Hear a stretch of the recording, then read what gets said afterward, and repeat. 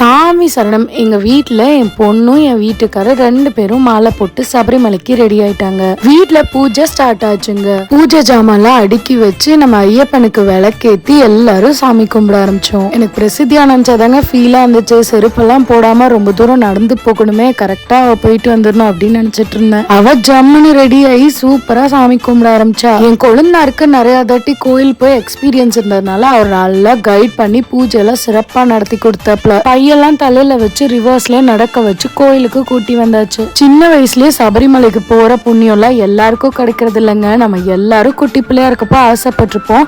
பிரசித்தியாக்கு அது நிறைவேற போகுது. அடுத்து அப்னுக்கு பூஜை ஸ்டார்ட் ஆச்சுங்க. கோயிலுக்கு வந்து பார்த்தாதான் தெரியுது எவ்வளவு பேர் மாலை போட்டிருக்காங்க. குடும்பமா வந்து அவ்வளோ பக்தியா இருக்காங்கன்னு பார்க்கவே சந்தோஷமா இருந்தது. Sabarimala vlog full video link அரமார்க்கிட்ட இருக்கு, மறக்காம கிளிக் பண்ணி பாத்துருங்க. ரோமாக் செப்பு வாங்கி கொடுத்துட்டு அங்கேயே சாப்பிட்டுட்டு நாங்களும் வீட்டுக்கு கிளம்பிட்டோம்.